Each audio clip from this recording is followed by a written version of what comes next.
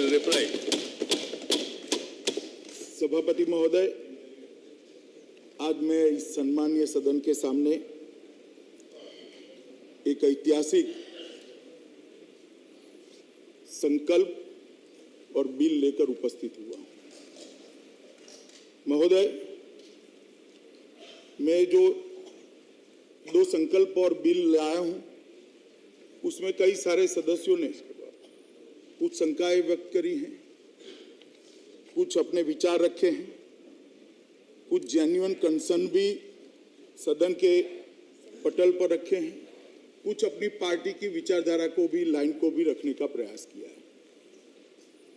मगर मैं सदन के सामने स्पष्ट करना चाहता हूं, एज अ लेजिस्लेटर, मैं जब दोनों संकल्प और बिल लेकर आया हूं, तो मैं मानता हूं कि जम्मू कश्मीर में एक लंबे रक्तपात भरे युग का अंत धारा 370 के समाप्त होने से बनेगा।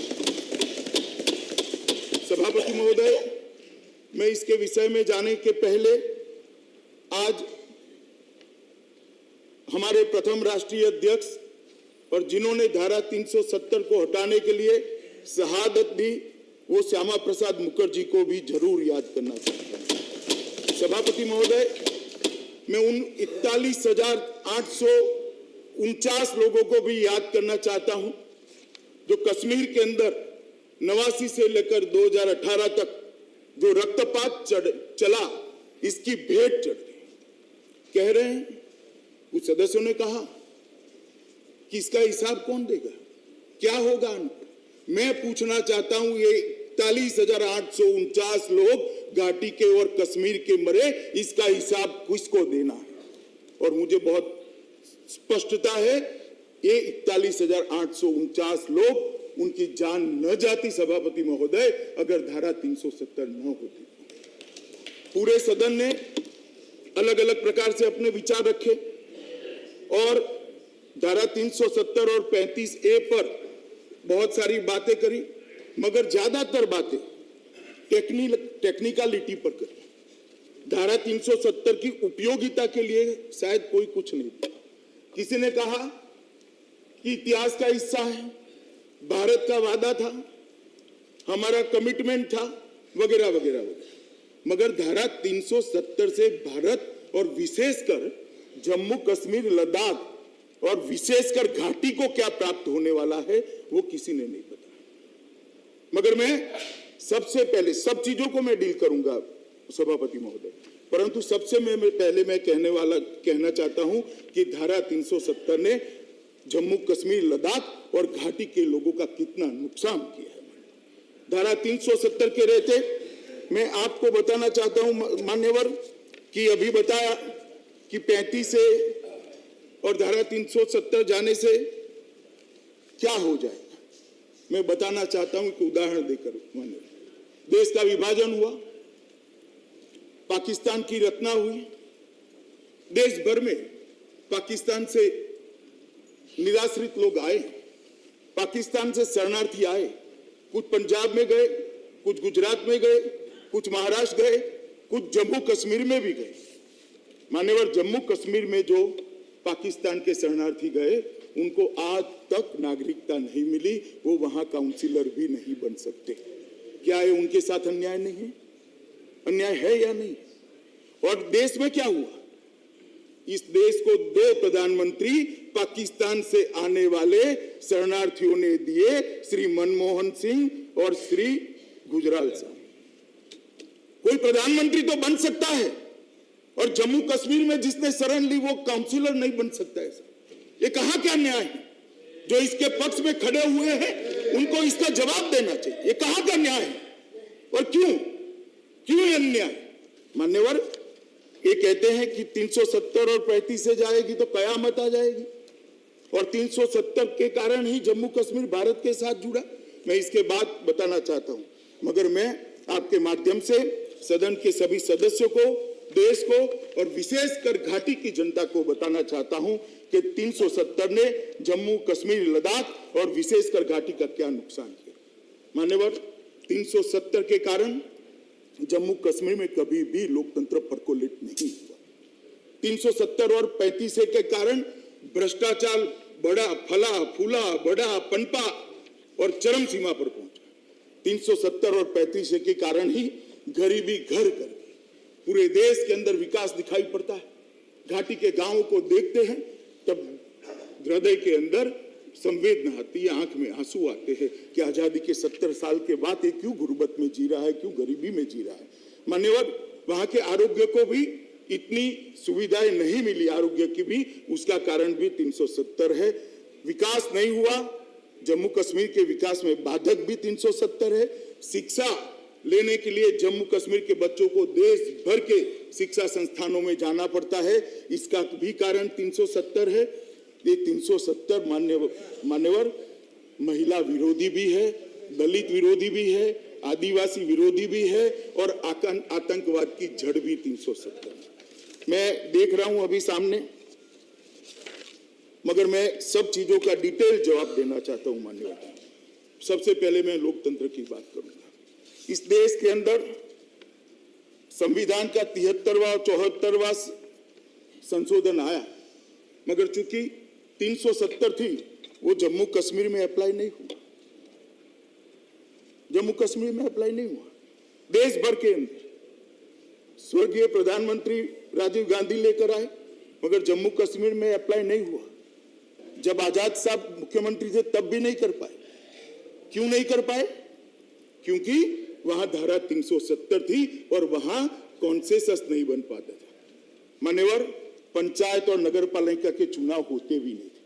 आज भी वहां पर 73 और 74वां संशोधन लागू नहीं हुआ है। आज ये सदन पास करेगा, कल लोकसभा पास करेगी। 73 और 74वां संशोधन ऑटोमेटिकली जम्मू कश्मीर को अप्लाई है। मान्यवर, पंचायत के चुनाव वहां नहीं होते थे, नगर पालिका के चुनाव नहीं होते थे। लेजिस्लेटर सुनकर मैं 25 लोगों ने कहा कि लेजिस्लेशन को क्यों भरोसा में। मैं पूछना चाहता हूं, 40,000 से ज्यादा पंच सरपंच का अधिकार 70 साल तक ले लिया, इसका जिम्मेदार कौन है? इसका जिम्मेदार है 370। माननीय राष्ट्रपति शासन हुआ, राष्ट्रपति शासन में माननीय प्रधानमंत्री जी ने आग्रह किया और जम्मू कश्मीर के पंचायत एक्ट के तहत वहां चुनाव हुए। आज 40,000 पंच सरपंच गांव की सेवा सीधी कर रहे हैं, उनके हाथ में 3500 करोड़ रुपया पहुंचे। ये अधिकार नहीं मिला, मगर कोई नहीं बोलेगा। हमें कहते हैं वोट बैंक की राजनीति कर। क्यों घाटी में सिर्फ मुसलमान रहते हैं? क्या कहना चाहते हैं? घाटी में मुसलमान भी रहते, हिंदू भी रहते, सिख भी रहते, बौद्ध भी रहते, जैन भी रहते। धारा 370 अच्छी है तो सबके लिए अच्छी है और बुरी है तो सबके लिए बुरी है। हम धर्म की राजनीति नहीं करते। मान्यवर, 3 परिवारों के शासन ने जम्मू कश्मीर को बैन में रखा। जम्मू कश्मीर के अंदर लोकतंत्र को परकोलेट नहीं होने दिया और आज ये राष्ट्रपति शासन के अंदर प्रधानमंत्री जी के अगुवाई में वहां पर चुनाव हुआ। 40,000 पद सरपंच आज काम कर रहे हैं। चुनाव में एक बूंद भी खून की भूमि पर नहीं गिरी, शांतिपूर्ण चुनाव हुआ और 5-5%, 7-7% वोट लेकर ये देश की सबसे बड़ी पंचायत में जो लोग आते हैं, मैं उनको कहना चाहता हूं 50-50% वोटिंग हुआ। ये बात बताती है कि जम्मू कश्मीर की जनता जमहूरियत चाहती है, लोकतंत्र चाहती है। अभी भी मैं कहना चाहता हूं, एक बार संपर्क बनाइए, राजनीति से ऊपर उठिए, वोट बैंक की राजनीति को किनारे करिए तो आपको मालूम पड़ेगा कि 370 ने जम्मू कश्मीर का कितना किया। मान्यवर, मैंने कहा जम्मू कश्मीर की गरीबी के लिए, जम्मू कश्मीर की गरीबी के लिए 370 जिम्मेदार है और मैं कुछ आंकड़े देना चाहता हूं। 2004 से 2019 तक 2,77,000 करोड़ रुपया जम्मू कश्मीर को भारत सरकार की ओर से भेजा गया। 2,77,000 करोड़ रुपया नरेंद्र मोदी पैकेज के अलावा। मान्यवर, नीचे देखते हैं तो जमीन पर कुछ नहीं। मैं इसमें बाद में आता हूं क्यों कुछ नहीं, मगर 2011 और 12 में भारत में प्रति व्यक्ति भारत सरकार ने 3683 रुपया भेजा, 3,683, और जम्मू कश्मीर में प्रति व्यक्ति 14,255 रुपया भेजा, मगर वहां विकास नहीं हुआ। क्यों नहीं हुआ? क्योंकि करप्शन को कंट्रोल करने वाली एजेंसियों को वहां एंट्री नहीं है। कौन रोकता है? 370 रुपये। मान्यवर, 2017 से 18 भारत में प्रति व्यक्ति एवरेज 17-18 में 8,227 रुपया भारत सरकार ने भेजा, और जम्मू कश्मीर में प्रति व्यक्ति खर्च 27,358 रुपया, मगर नीचे तक नहीं जाता, क्योंकि धारा 370 ने मोनोपोली बनाई है। वहां का ही व्यक्ति बिजनेस कर सकता है। चंद लोग जो 3 परिवार के साथ जुड़े हैं, उन्होंने सीमेंट की एजेंसियां ले ली, लोहे की एजेंसियां ले ली। मान्यवर, मैं बताना चाहता हूं, सीमेंट वहां पर देश से 100 रुपया प्रति थैली महंगा है। 100 रुपया प्रति थैली महंगा। क्यों? क्योंकि किसी को बिजनेस करने की वहां परमिशन नहीं, स्पर्धा ही नहीं होती है, और ये 3 परिवार का आशीर्वाद जिस पर होता है वही बिजनेस कर पाता है। मान्यवर, मैं पूछना चाहता हूं, आज जो 370 की वकीलात करते हैं, ये रुपया कहां गया? जम्मू कश्मीर बैंक के अंदर ऑडिटर गया, एडमिनिस्ट्रेटर रखा, अच्छे को चेहरों पर मैंने मान्यवर सर्दियों में पसीना देखा है। और ये जो हो अल्लाह हो रहा है, वो जम्मू कश्मीर के लिए नहीं हो रहा है, क्योंकि हो अल्लाह इसलिए हो रहा है कि अब जांच शुरू हुई, वहां राष्ट्रपति शासन है, जांच शुरू हुई है, इसलिए हो अल्लाह। मैं समझता हूं कि इसको एक अलग रंग देना चाहते हैं। और मान्यवर, क्या मिला घाटी के व्यक्ति को? देश आजाद हुआ, देश भर में एवरेज कीमत 1 एकड़ की 3,000 रुपया थी। देश के कई हिस्सों में 30 लाख हो गए, कई हिस्सों में 10 लाख हो गए, कहीं पर 3 करोड़ हो गए, मगर 10 लाख से नीचे शहर के आसपास कहीं पर जमीन का दाम कम नहीं है। और आज जम्मू कश्मीर में क्या है? 3,000 से 30,000 भी नहीं हुआ। जिसके पास भूमि है उसका दाम क्यों नहीं बढ़ा? क्योंकि खरीदारी नहीं है, कोई खरीद ही नहीं सकता है। अब जब कोई खरीद नहीं सकता है तो दाम भला कहां से बढ़ेगा? भाई, क्यों गरीब रखना चाहते? मैं पूछना चाहता हूं कि आप उस व्यक्ति को जिसके पास भूमि है उसको गरीब क्यों रखना चाहते? इसकी वेल्थ को क्यों नहीं बढ़े? राम गोपाल जी कह रहे हैं, मान्यवर, आपके माध्यम से मैं, लखनऊ के आसपास कितना भाव हुआ, कितना रेट हो गया, तो श्रीनगर वाले को राम गोपाल जी अधिकार नहीं है क्या? हमें नहीं देना है क्या? क्यों रोक कर रखना है उसको? मान्यवर, एक गरीबी जो वहां गई है, बढ़ी है, इसका मुख्य कारण धारा 370 और 35 है। मान्यवर, भ्रष्टाचार अथाह हुआ, करोड़ों रुपया, हजारों करोड़ रुपया भारत सरकार ने भेजा, भ्रष्टाचार की भेंट चढ़ गया, और कोई भ्रष्टाचार को कंट्रोल करने वाले कानून वहां पर अप्लाई नहीं होने दे, 370 का उपयोग। मान्यवर, पर्यटन, पूरी दुनिया मानती है कि कश्मीर की घाटी और लद्दाख जमीन पर का स्वर्ग है। मुगल काल से सब लोग मानते हैं, मगर पर्यटन जितना बढ़ना चाहिए था वहां नहीं। बर्फ भी है, तालाब भी है, घाटी भी है, वन भी है, अपार और अथाह संभावनाएं पड़ी है पर्यटन की, मगर वहां पर पर्यटन नहीं बढ़ा, क्योंकि कोई भी अच्छा होटल वहां भूमि ही नहीं खरीद सकता। और भला कौन जाएगा बाहर? पर्यटन की संभावनाओं को सीमित करने का काम धारा 370 ने। बड़ी बड़ी कंपनियां वहां जाना चाहती है, अच्छे होटल लगाना चाहती है, बहुत बड़ी ट्रैवल कंपनियां वहां अपना ऑफिस खोलना चाहती है, घाटी के अंदर खोलना चाहती है। खुल गई तो घाटी के लोगों को रोजगार मिलेगा, घाटी के युवाओं को कामकाज मिलेगा, वो टैक्सी चलाएगा, वहां नौकरी करेगा, कोई गाइड बनेगा। परंतु वहां इसलिए पर्यटन बढ़ नहीं सकता क्योंकि वहां पर 370 के कारण कोई बड़ी पर्यटन कंपनी, मतलब ट्रैवल एजेंसी वहां जा नहीं सकती है, कोई बड़ी कंपनी वहां होटल भी नहीं बने। वहां हजरतवाल है, शंकराचार्य है, वैष्णो देवी है, अमरनाथ है, ढेर सारी रिलीजियस टूरिज्म की संभावना भी वहां पर पड़ी है, मगर इसको ढंग से सभी संभावनाओं को उसका दोहन नहीं हो पाता है, उसको एक्सप्लोर नहीं कर, मानवर विकास भी नहीं। कोई व्यक्ति आज जम्मू और कश्मीर में बड़ी इंडस्ट्री लगाना चाहता है तो मुझे जरा समझा दे, 370 के पक्ष में बोलने वाले, मैं थोड़ी देर ज्यादा बैठूंगा, वो कैसे लगाएगा? और बड़ी इंडस्ट्री नहीं लगेगी तो बेरोजगारी कैसे रुकेगी? कोई स्मॉल स्केल इंडस्ट्री वहां जाकर लगाना है, स्मॉल स्केल इंडस्ट्री भी पंजाब से जाकर, हिमाचल से जाकर 35 है और 370 है, वो कहां से लगाएगा? क्यों आप मोनोपोली में आज भी कश्मीर को जकड़ कर रखना? मान्यवर, मैं आपके माध्यम से घाटी के युवाओं को भी कहना चाहता हूं, ये जो आपको स्वप्न दिखाते हैं 370 से घाटी का युवा का कोई भला नहीं होने वाला है। कुछ सियासतदानों का भला होने वाला है, कुछ पॉलिटिशियनों का भला। घाटी को कोई फायदा नहीं। कोई मुझे गिना दे क्या फायदा है, समझा दे क्या फायदा है। हाँ भाई, बिजली मिल जाएगी, चलो 370 चालू रखो। टॉयलेट मिल जाएगा, 370 चालू रखो। रोजगारी मिल जाएगी, 370 चालू रखो। तनख्वाह 5,000 मिलती है, 15,000 हो जाएगी, 370 चालू रखो। और संस्कृति भाषा, बाकी सारे राज्य, इतनी सारी रियासतें जुड़ गई, सबका संस्कृति भाषा विलोपित हो गया है क्या? विलोपित हो गया भारत में। आज महाराष्ट्र की संस्कृति नहीं बची, गुजरात की संस्कृति नहीं बची। मैं इस पर मान्यवर बाद में आता हूं।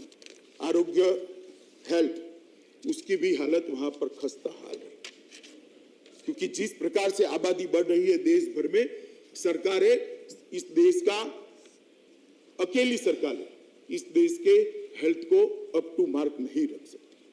कई जगह पर पीपीपी मॉडल को स्वीकार किया गया, कई जगह पर प्राइवेट हॉस्पिटलों को लाया गया मान्यवर, मगर यहाँ ना पीपीपी मॉडल भी हो सकता है, ना प्राइवेट हॉस्पिटल भी हो सकता है। अगर किसी के प्रभाव से चले जाए तो चले जाए, मगर जब संपत्ति ही अपने नाम पर नहीं होती है तो कोई कैसे जाए? और क्या तर्क है इसके पीछे? आरोग्य को भी सुधरने नहीं देंगे हम। आज प्रधानमंत्री आयुष्मान भारत योजना आ गई, मगर अस्पताल कहाँ? उसको 5 लाख रुपया उपयोग करने का अधिकार मिल गया, नर्स कहाँ, डॉक्टर कहाँ? 35 है, कौन डॉक्टर वहां जाएगा? इसके बच्चे को ना वहां वो मताधिकार है, ना वो अपना मकान खरीद सकता है, ना अपनी भूमि खरीद सकता है, ना अपनी ढंग से वहां रहकर मतदान प्राप्त कर सकता है। कौन विश्व का बड़ा डॉक्टर वहां जाकर रहेगा? मुझे जरा 370 की वकालत करने वाले बताएं, कौन मुंबई से डॉक्टर वहां जाकर रहेगा? उड़ीसा में ढेर सारे डॉक्टर जाते हैं, देश भर के जाते हैं, दुनिया भर के जाते हैं। गुजरात में दुनिया भर के डॉक्टर आते हैं, देश के आप, मगर उसको घर खरीद करने की वहां पर परमिशन है। मान्यवर, वो अपने आप को सेफ महसूस करता है, उसको लगता है कि मैं 4 पैसा कमाऊंगा या इन्वेस्ट करूंगा तो वो सलामत है। कोई नहीं जाता मान्यवर, और इसके कारण ये आरोग्य पर भी ढेर सारी जो कमियां दिखती है, उसका मूल कारण भी 300। मैं बहुत शॉर्ट में आंकड़े के साथ में डिटेल में भी बता सकता हूं। आंकड़े तो मैं कल एक पत्र लिखकर गुलाम नबी साहब को भेजने भी वाला कि भाई देखिए, आप भी पुनः विचार करिए जरा, अभी भी समय है। मान्यवर, शिक्षा, देश भर के 6 से 14 साल के बच्चों को शिक्षा का अधिकार 2009 में मिल गया। संविधान के अंदर सुधार हुआ, राइट टू एजुकेशन मिला। आज कश्मीर में नहीं। मैं आपके माध्यम से जो लोग 370 के लिए बोलते थे, चाहे कपिल सिब्बल साहब हो, चाहे चिदम्बरम साहब हो, चाहे गुलाम नबी आजाद, क्यों कश्मीर के घाटी के बच्चों को शिक्षा का अधिकार नहीं मिलना चाहिए, इसका जवाब 370 के एडवोकेट्स ने देना चाहिए। क्यों नहीं मिला उनको वो अधिकार? क्योंकि यहां संविधान का हमने जो सुधार किया वहां स्वीकृत नहीं किया।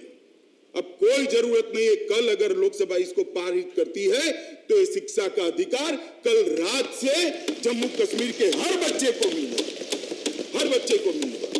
मान्यवर, प्राइवेट एजुकेशनल इंस्टीट्यूशन नहीं आते, क्यों जाएंगे वहां? कौन प्रोफेसर वहां पढ़ाने जाएगा? कौन अपना पैसा निवेश करेगा? इसके नाम पर तो संपत्ति नहीं हो सकती। एप्रिसिएशन होगा, वो उसको फायदा नहीं मिलेगा। कौन भला जाकर वहां पढ़े? और क्यों पकड़ के रखना चाहते हैं तुमसे? कारण क्या है? मैं नहीं समझ पाता। मान्यवर, कोई कारण हो तो बताना चाहिए। आप अचानक बिल लेकर आए, हमें मौका नहीं दिया, हमें ये नहीं किया। मैं बताना चाहता हूं, हम तो साहब राष्ट्रहित का बिल लेकर आए थे। आप इंदिरा जी को इलाहाबाद के जजमेंट से बचाने का संवैधानिक सुधार उसी दिन लेकर, उसी दिन पारित कर इस देश की डेमोक्रेसी को, और हमें उपदेश देते। मान्यवर, मैं बताता हूं, मैं तो जो बिल को पायलट कर आया हूं, मान्यवर, मैं तो जो बिल को पायलट कर आया हूं, वो बिल के अंदर मैं मानता हूं, मतभेद हो सकता है, मैं मानता हूं 370 और 35 से हटाने से घाटी का, जम्मू का, लद्दाख का भला होने वाला है और साच अर्थ में जम्मू कश्मीर ये 370 और 35 से हटने के बाद मान्यवर भारत का अभिन्न अंग बनने वाला है। शेड्यूल बता दें, शेड्यूल 1 में जम्मू कश्मीर राज्य है। गुलाम नबी साहब ने बताया कि शेड्यूल 1 में जम्मू कश्मीर राज्य है। मैं पूछना चाहता हूं, जम्मू कश्मीर राज्य है वो तो मैं मानता हूं, मगर मुझे बताइए कि भारत की दोनों संसद जो कानून पारित करती है वो जम्मू कश्मीर में अप्लाई होता है क्या? जम्मू कश्मीर के नागरिकों को उसका फायदा मिलता है क्या? सरकारें कानून सरकार चलाने के लिए नहीं बनाती, सरकारें कानून नागरिकों के भले के लिए बनाती है, भले के लिए। और अगर नागरिकों के भले के लिए इस देश की संसद ने, दोनों सदनों ने कोई कानून को पारित किया मान्यवर, वो वहां पहुंचता ही नहीं। गुलाम नबी साहब ने मान्यवर मुझे कहा, मुझे एड्रेस कर कहा कि इंटरस्टेट शादियां होने लगी। अब सुनते नहीं है साहब, मेरा थोड़ा गुलाम नबी साहब सुन ले मान्यवर। उन्होंने कहा इंटरस्टेट शादियां हो रही। मुझे बताइए साहब, इंटरस्टेट जम्मू कश्मीर की बच्ची ने किसी ओडिया वासी से शादी कर दी तो उसको और उसके बच्चों को वहां पर कोई अधिकार मिलने वाला है क्या? आप खुश हो रहे हैं शादियां हो रही है, ये शादियां तो कानून नहीं है फिर भी हो रही है। एक बार खुला कर दो, जम्मू और कश्मीर साच अर्थ में हिंदुस्तान के साथ घुल मिल जाएगा, कुछ नहीं होगा। एक मेंटल बैरियर है, ये वोट बैंक की राजनीति है और एक खामखा बोझ लेकर कुछ लोग घूमते रहते हैं, ये हो जाएगा वो हो जाएगा। मान्यवर कुछ नहीं होने वाला है। मान्यवर शिक्षा के अधिकार को वहां ले जाना है तो भी 370 चाहिए। महिलाओं के सारे अधिकार के कानून जो बने हैं और उनको, महिलाओं को, उनके बच्चों को अगर अधिकार देना है तो भी 370 चाहिए मान्यवर। ये 370 दलित और आदिवासी विरोधी है मान्यवर। मैं पूछना चाहता हूं कि वहां कितना % ओबीसी है मान्यवर? आपके माध्यम से मैं रामगोपाल जी को भी पूछना चाहता हूं कि उनकी पार्टी तो ओबीसी की खैरख्वाह पार्टी है, हमेशा बात करती है। आपको मालूम है रामगोपाल जी, वहां पर ओबीसी को रिजर्वेशन ही नहीं मिल पाता है। ट्राइबल्स को राजनीतिक रिजर्वेशन नहीं मिलता, दलित को राजनीतिक रिजर्वेशन नहीं मिलता। इसीलिए आज बहन मायावती की पार्टी ने इसका समर्थन किया है, इसके पक्ष में वोट किया। मैं सुन रहा था सर, मान्यवर कब तक इनके साथ अन्याय करें? और ये जो ट्राइबल है सिर्फ हिंदू नहीं है, जो कहते थे वोट बैंक हम वोट बैंक की भाई वो तो गुर्जर है, मुस्लिम गुर्जर है, उनको भी रिजर्वेशन से वंचित करा है। कोई ये तो समझा दे प्राप्त क्या होगा। बिल 11 बजे लिए, 11 बजे चर्चा कर ली, 370 ऐसे ही आप बदल देते हो।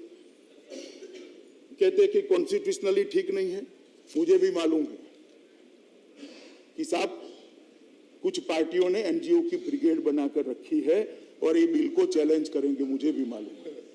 और मैं मान्यवर आपके माध्यम से सदस्यों को कहने आया हूं, कोई भी लीगल स्क्रूटिनी से इस बिल को कोई कुछ नहीं होने वाला है। हर लीगल मान्यवर दलित, आदिवासी, ट्राइबल, इसके लिए कहीं पर कोई व्यवस्था नहीं हो पाई है, इसका कारण भी 370 है। अब मान्यवर मैं आता हूं आतंकवाद पर। मान्यवर आतंकवाद बढ़ा, जन्मा, पनपा और चरम सीमा पर भी पहुंचा, अब धीरे धीरे नीचे आ रहा है, मगर इसके जड़ में हमने जाना पड़ेगा। मैं आपको बताता हूं मान्यवर समय समय पर ये 370 के भूत ने वहां अलगाववाद को मानने वाले युवाओं के मन में उनको गुमराह कर कर एक बड़ी नाराजगी की भावना खड़ी की। नाराजगी की भावना पाकिस्तान ने उसका उपयोग किया और देश में जम्मू कश्मीर में आतंकवाद देश से कई गुना ज्यादा बढ़ा। मान्यवर आज तक 41,400 से ज्यादा लोग मारे गए। क्यों मारे गए? और मैं पूछना चाहता हूं कि आप कह रहे हैं कि आप आपकी पॉलिसी ठीक नहीं है, हमारी पॉलिसी ठीक नहीं, चलो एक मत हो सकता है, मगर आपकी पॉलिसी ने क्या किया? किसकी पॉलिसी के कारण 41,894 लोग मारे गए? पॉलिसी किसी ने नहीं बदली। जवाहरलाल जी जो चालू कर आए थे वही पॉलिसी चल रही है। किसकी जिम्मेदारी है इसकी? क्यों मारे गए? मान्यवर, स्वायत्तता की मांग उठी। पाकिस्तान 3 युद्ध हारने के बाद 1988 में जनरल जियाउल हक ने ऑपरेशन टोपैक को स्वीकृति दी। इसके अंदर भी 370 का उल्लेख है। उन्होंने कहा है ये 370 कलम जब तक है तब तक कश्मीर का युवा भारत के साथ जुड़ नहीं सकता। एक ग्रुप ऐसे खड़े करिए जो कश्मीर के युवा को गुमराह करे और भारत की मेन स्ट्रीम से अलग करे। और ये 88 में ऑपरेशन टोपैक की शुरुआत हुई। 89 से यहां पर आतंकवाद शुरू हुआ। और मैं पूछना चाहता हूं कि पाकिस्तान तो पूरे पाक प्रेरित जो ग्रुप्स हैं आतंकवादी हैं, वो तो पूरे देश में आतंकवाद फैलाना चाहते हैं। क्यों राजस्थान का युवा गुमराह नहीं होता? क्यों गुजरात का युवा गुमराह नहीं होता? गुजरात में भी पाकिस्तान की बॉर्डर है। क्यों उड़ीसा का युवा गुमराह नहीं होता? क्यों बिहार का युवा गुमराह नहीं होता? क्योंकि वहां 370 नहीं है, वहां कोई अलगाववाद का भूत नहीं। मान्यवर, 370 नहीं, समय समय पर जब भी आतंकवाद खत्म होने की कगार पर आता है 370 को लेकर कुछ लोग ये चीज को बढ़ाना शुरू करते हैं। और मैं मानता हूं मान्यवर, हुर्रियत, ISI, घुसपैठिए, इस सब लोगों ने कश्मीर के युवाओं को गुमराह करा है। और 1990 से 2018 तक 41,894 लोगों को अपने जान से हाथ धोने पड़े हैं। मान्यवर, यह आंकड़ा छोटा नहीं है। रक्तपात हो जाएगा, ये हो जाएगा। क्यों ऐसी शुभकामनाएं देते हैं भैया? हम एक नया प्रयोग कर रहे हैं, आप कहिए कि भाई चलो सब अच्छे से हो, शांति से हो। क्या संदेश जाएगा घाटी में? आप यहां खड़े होकर कहोगे रक्तपात हो जाएगा? हम क्या ये सदन रक्तपात कराना चाहता है? ये सदन घाटी में क्या संदेश डालना चाहता है? कि आप जीते रहो 18वीं सदी की व्यवस्थाओं में? उनको अधिकार नहीं है 21वीं सदी की व्यवस्थाओं के अंदर जीने का? और साहब, ये जो लोग उकसाते हैं ना, उनके बेटे बेटियां सब लंदन और अमेरिका में के अंदर पढ़ाई करते हैं। जरा पढ़े वहां की स्कूल के अंदर, जरा पढ़े वहां की कॉलेज के अंदर, तब मालूम पड़ेगा धारा 370 क्या है। 370 के जितने एडवोकेट्स हैं, इनके बेटे कहां पढ़ते हैं पूछिए साहब। उनको चिंता नहीं है, क्योंकि अपने तो सब कर लिया अच्छे से। मगर घाटी के युवा को आज भी अनपढ़ रखने के लिए, घाटी के युवा का विकास न करने के लिए ये 370 एक बहुत बड़ी बाधक है। और मैं स्पष्टता से मानता हूं मान्यवर, जब तक 370 और 35 से है, कश्मीर के अंदर से आतंकवाद की समाप्ति नहीं हो सकती है, नहीं हो सकती। निहायत जरूरी है कश्मीर को आतंकवाद से मुक्त करने के लिए कि धारा 370 लाई जाए। हम मोदी जी के नेतृत्व में जो सरकार चल रही है, हम घाटी के युवाओं को मान्यवर गले लगाना चाहते हैं, उसको एक अच्छा भविष्य देना चाहते हैं, अच्छी शिक्षा देना चाहते हैं, अच्छी स्वास्थ्य की सुविधाओं देना चाहते हैं। वहां इंडस्ट्री लगेगी, उसको रोजगार मिलेगा। वहां टूरिस्ट जाएंगे, उसको रोजगार मिलेगा। उसको संपन्न बनाना चाहते हैं। बाकी भारत के अंदर जिस प्रकार से विकास हुआ है, उसी तरह से कश्मीर के अंदर विकास हो, इसके लिए ये 370 का ऑब्स्टेकल निकालना जरूरी है। और मैं आज भी कहना चाहता हूं मान्यवर, आज भी कहना चाहता हूं कि जवाहरलाल नेहरू जी ने भी कहा था कि 370 चिंता मत करो, घिसते घिसते घिस जाएगी, मगर 370 को इतने जतन से संभाल कर रखा, 70 साल हुए, घिसी नहीं। और अब मुझे बताइए, ये टेम्पररी प्रोविजन है, सब स्वीकार करते हैं। टेम्पररी शब्द 70 साल तक चल सकता है क्या? कब जाएगा? कैसे जाएगा? ये टेम्पररी प्रोविजन को कब तक चलाना है? और आप कह रहे हो, कुछ सदस्यों ने कह दिया कि सरदार पटेल जम्मू कश्मीर को पाकिस्तान को देना चाहते थे।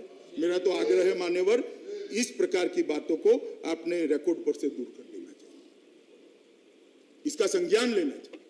सरदार पटेल ने देश के अंदर 650 से ज्यादा रियासतों को छोड़कर अखंड भारत बनाने का प्रयास।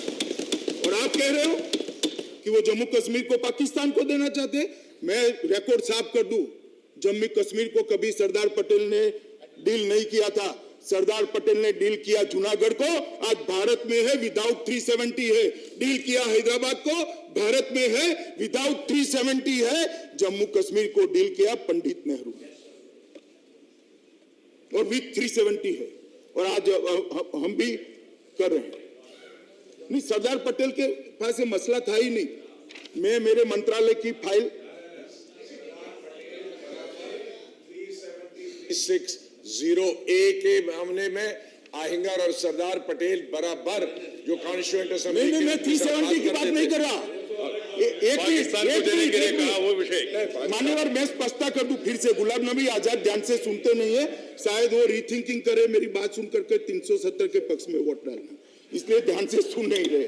मान्यवर, मैं बताता हूं आपको कि मैंने ये नहीं कहा कि कॉन्स्टिट्यूएंट असेंबली ने किसने क्या कहा। ये मामले को कौन देख रहा था, इसमें कहीं सरदार पटेल साहब का जिक्र ही नहीं है, दखल भी नहीं।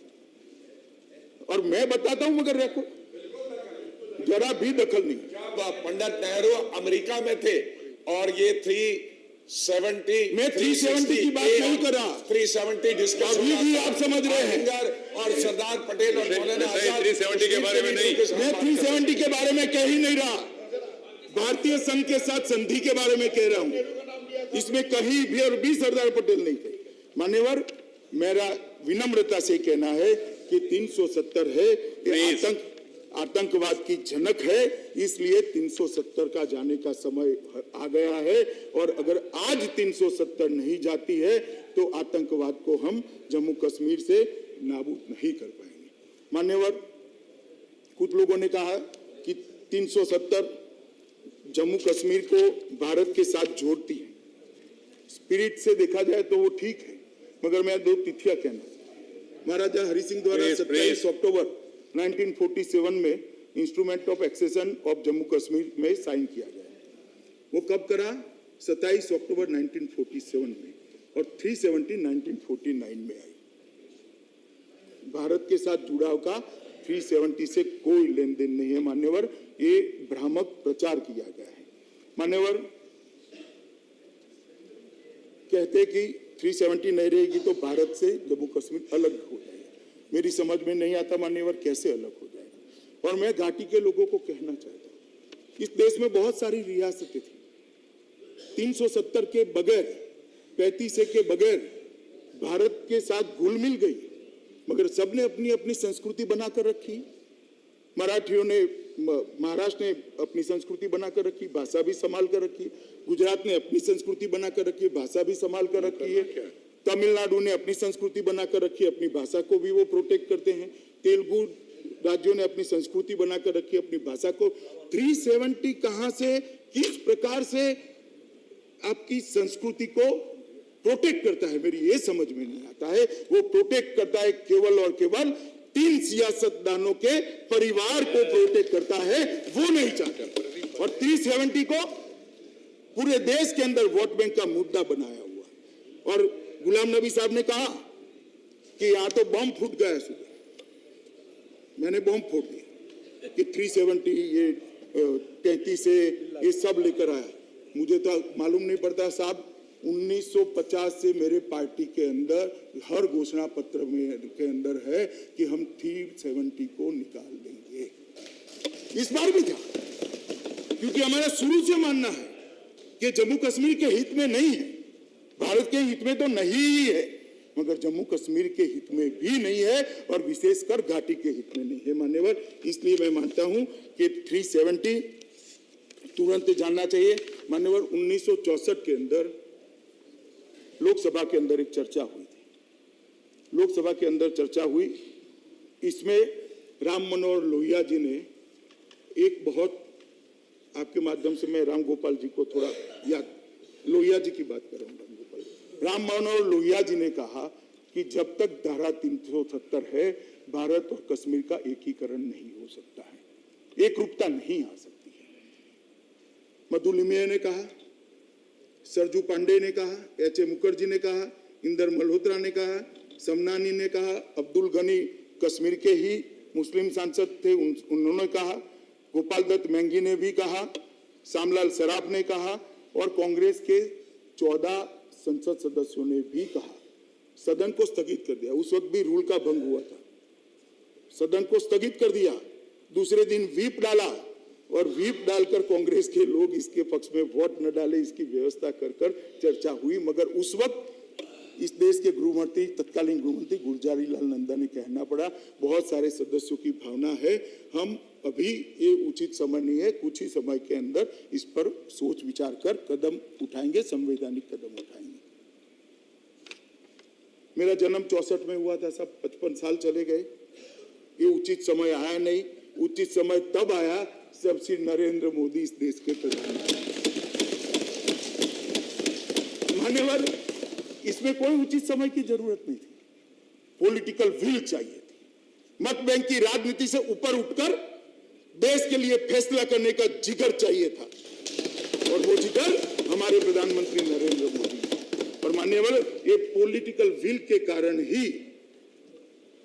आज 370 को सीज करने का प्रस्ताव लेकर मैं इस सदन के सामने आया हूं। मान्यवर, 370 का बहुत सारा अच्छा बुरा उपयोग दुरुपयोग भी हुआ है। मैं एक छोटा सा उदाहरण देना चाहता हूँ। इमरजेंसी आई सर, इंदिरा जी एक प्रस्ताव लेकर आई कि सारे विधायक मंडल और सारी संसद का कालखंड 6 साल कर देंगे।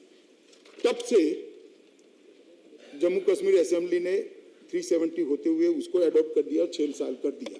बाद में मोरारजी देसाई आए, मोरारजी भाई आए, उन्होंने डू अनडू कर दिया। 6 साल से फिर से 5 साल किया, मगर 370 के कारण वहां 5 साल नहीं हुआ, आज भी 6 साल ही है। इस प्रकार से अगर आप इसको ऑपरेट करोगे तो मैं मानता हूं मान्यवर कि ठीक नहीं होगा। काफी सारे सदस्यों ने काफी सारी बात जानना चाही।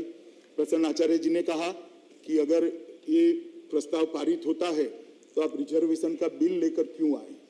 मैं प्रसन्न आचार्य जी को स्पष्टता करना चाहता हूं कि रिजर्वेशन का बिल लेकर मैं इसलिए आया हूं कि सदन में तो आज पास हो जाएगा साथ में, मगर वहां का सदन क्या करेगा मुझे मालूम नहीं है, इसलिए मैं लेकर आया हूं। अगर वहां का सदन भी पास कर देगा तो मैं रिजर्वेशन के बिल को नहीं मूव करूंगा, क्योंकि रिजर्वेशन के बिल को मूव करने की जरूरत ही नहीं होगी। 10% रिजर्वेशन ऑटोमेटिकली जम्मू कश्मीर को अप्लाई करेगा। और उस सबसे पहली शुरुआत स्वपन दास जी ने कहा 370 के लिए संवैधानिक सुधार की जरूरत है या नहीं है। स्वपन दास जी, नहीं है। अगर सभापति महोदय कहते हैं तो मैं पूरा कॉन्स्टिट्यूशनल पोजीशन भी सदन के सामने रखने के लिए तैयार हूं, मगर ये नहीं है। उन्होंने कहा कि कब तक ये यूटी रहेगा। मान्यवर, मैं गुलाम नबी साहब और जितने सारे लोगों ने, बहुत सारे लोगों ने यूटी बनाने पर अपनी आपत्ति दर्ज करी। मैं निश्चित रूप से उनको आश्वस्त करना चाहता हूं कि जैसे ही नॉर्मल परिस्थिति हो जाएगी, उचित समय आएगा, हम इसको फिर से स्टेट बनाने के लिए हम। और मैं आज इस सदन से के माध्यम से जम्मू कश्मीर की जनता को भी कहना चाहता हूं, जम्मू कश्मीर भारत का मुकुटमणि है और इसमें हमें कोई मतभेद, कोई दिक्कत, जब भी उचित समय आएगा।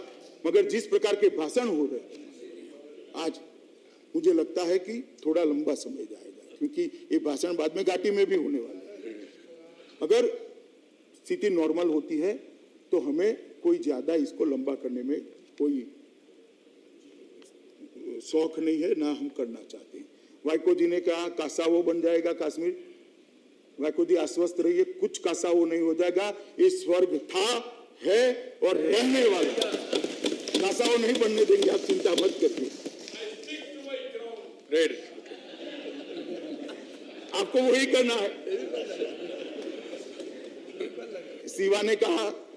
श्रीमान शिवा ने कहा कि भाई ये बाकी सारे राज्यों के अंदर भी ये रूट आप लेंगे। मैं माननीय सदस्य शिवा जी को और सारे सदन को आश्वस्त करना चाहता हूं, बाकी कोई राज्य में 370 नहीं है, इस प्रकार की विशिष्ट परिस्थिति भी नहीं है। ढेर सारे विभाजन आजादी के बाद हुए हैं, हमने भी करे। हमने उत्तराखंड बनाया, हमने झारखंड बनाया, हमने छत्तीसगढ़ बनाया, आपने आंध्र और तेलंगाना बनाया, और मुझे इतने सारे सलाह देते हैं मान्यवर, मैं उनको आंध्र तेलंगाना के डिवीजन का दृश्य जरा आंख बंद कर याद करे कैसे करा था। मैं तो सिर्फ उस दिन बिल, आज बिल लाया और आज पारित करने का आग्रह किया, आपने आपके विशेषाधिकार का उपयोग करके मुझे अनुमति दे दी, कृपा हो गई आपकी, तो मैं बिल पास कर रहा हूं। आपने तो सार्जेंट से उठाकर सबको बाहर डाला, दरवाजे बंद करे, टीवी बंद करा, और उसके बाद में आंध्र और तेलंगाना बनाया था जो आज मैंने। तो हमें मत समझाइए कि किस तरह से होता है। मान्यवर गुलाम नबी आजाद साहब ने कहा कि हजारों विधवा हुई है कश्मीर की 370 को बचाने के लिए, 370 को बचाने के लिए या कश्मीर को बचाने के लिए कम विधवा हुए। गुलाम नबी आजाद साहब, विधवाएं जरूर हुई है, 41,000 से ज्यादा लोग मारे गए हुई है, मगर 370 के कारण। और मैं स्पष्ट संदेश देना चाहता हूं घाटी के लोगों को, 70 साल तक 370 के साथ जिए। ये 370 के वादों को कांग्रेस सरकारों ने बार बार दोहराया, गुमराह किया। मैं कहता हूं हमें 5 साल दे दीजिए, हम कश्मीर को देश का सबसे ज्यादा विकसित राज्य बनाएंगे। मैं कश्मीर घाटी के युवाओं को कहना चाहता हूं, भरोसा करिए नरेंद्र मोदी जी की सरकार पर, कुछ नहीं होने वाला। ये बरकरार रहे हैं, गुमराह कर रहे हैं, जो आपको अपनी पॉलिटिक्स के लिए कर रहे हैं, उनकी मत सुनिए। मैं कहना चाहता हूं आपके माध्यम से मान्यवर कश्मीर के युवाओं को कि एक 5 साल के अंदर कश्मीर के अंदर परिवर्तन आएगा, तब जाकर आपको मालूम पड़ेगा कि 70 साल जो चीज को लेकर निकले वो चीज ही ठीक नहीं, तब जाकर मालूम पड़ेगा। मान्यवर बाद में फाइनल सॉल्यूशन के बारे में टिप्पणियां की, मगर मैं मानता हूं मान्यवर, मैं फिर से रिपीट करना चाहता हूं, एक सदस्य ने कहा था कि ये कश्मीर समस्या का फाइनल सॉल्यूशन है। मान्यवर समय जरूर लगेगा, मगर रास्ता 370 का रिमूवल ही रास्ता है और कोई रास्ता नहीं है, ये मैं निश्चित रूप से मानता हूं मान्यवर। और दूसरा,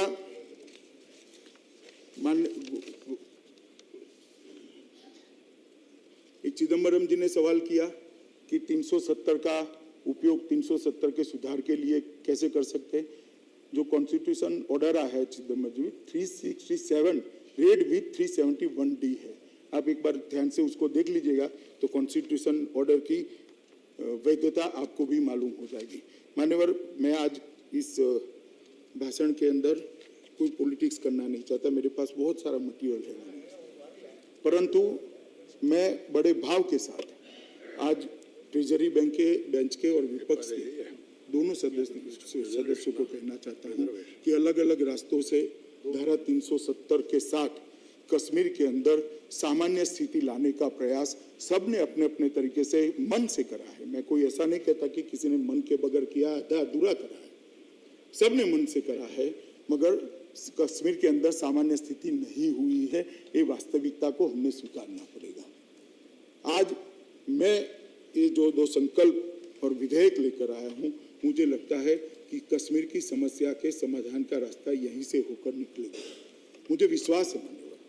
तो मैं सभी को कहता हूं कि हम सब वोट बैंक की राजनीति से ऊपर उठ जाए, हम सब वोट बैंक की राजनीति से ऊपर उठ जाए और कश्मीर को नॉर्मल होने के लिए सरकार की भी सहायता करे, कश्मीर के युवाओं को भी सहायता करे, और कश्मीर के लिए जो अच्छा सोचते हैं वो सब लोग एकत्रित आकर ये धारा 370 हटाने का जो कदम हुआ है, वो कदम को हम लेकर जाएं कश्मीर की जनता के बीच में। और ये सदन यूनाइटेड होकर, सदन की काफी सारी पार्टियां, आमतौर पर हमारे साथ मान्यवर जो पार्टियां नहीं रहती हैं, ऐसी पार्टियों ने भी आज समर्थन में भाषण करे। आप पार्टी ने किया है, बसपा ने किया है, YSRCP ने किया है, TDP ने किया है, बहुत सारे लोगों ने, आज BJD ने किया है, बहुत सारे लोगों ने पक्ष में भाषण दिए और सब लोग मानते हैं। AIDMK ने भी किया, AIDMK ने, AIDMK ने भी किया। और मान्यवर में जो नया जोड़ा उनका नाम ले रहे हैं भाई, अब पुराना है। मान्यवर, और मैं सबको ये भी बात कहना चाहता हूं, रात को घर पर जाकर सुबह के टीवी के कार्यक्रम देखिए। देश की जनता एक मुख से मानती है कि 370 के जाने से कश्मीर हमेशा के लिए स्वस्थ हो जाएगा, अच्छा हो जाएगा, इसकी समस्या का समाधान हो जाएगा। जब जनता का इतना बड़ा दृढ़ विश्वास है तो आज जनता का विश्वास देखकर मान्यवर मेरा भी विश्वास बहुत बड़ा है। मैं तो पहले से मानता हूं कि 370 कश्मीर को नॉर्मल बनाने के लिए सबसे बड़ा हर्डल है, और मुझे ये भी मालूम है अगर वोट बैंक की राजनीति करना कुछ पार्टियों ने चालू करा तो इसको चैलेंज कर और उसके रास्ते में हर्डल भी खड़े किए जाएंगे। सारे हर्डल को पार करते हुए मान्यवर ये 2 संकल्प और एक जो बिल है वो तीनों, और चौथा रिजर्वेशन का बिल, ये तीनों बिल मान्यवर कश्मीर को नॉर्मल बनाने की दिशा में आगे जाएंगे। और मुझे भरोसा है कि कुछ ही दिनों में हम हंसता डोलता खेलता कश्मीर देखेंगे, और ये जो बम धमाके, गोलियां, बंदूकें और आतंकवाद जो वहां दिख रहा है उसकी जगह हंसते खेलते बच्चे स्कूल के अंदर जाएंगे, बूढ़ों का इलाज भी होता होगा, युवाओं को रोजगारी भी मिलती होगी, और दाल लेक के अंदर कोई भी नागरिक किसी भी प्रकार के डर के बगैर आराम से अपने परिवार के साथ जा पाएगा। ऐसे कश्मीर की हम रचना करेंगे। तो मैं सभी को निवेदन करना चाहता हूं कि कृपया इस दोनों संकल्पों का और बिल का दोनों आप समर्थन करिए और एक अच्छा मैसेज कश्मीर के अंदर हम डालिए। इतनी करबद्ध विनंती कर मैं मेरी बात को समाप्त करता हूं। I shall now put the motion regarding reservation of the Jammu Kashmir reservation. First, I shall now put the motion regarding consideration of Jammu and Kashmir reservation, second amendment bill 2019 to vote.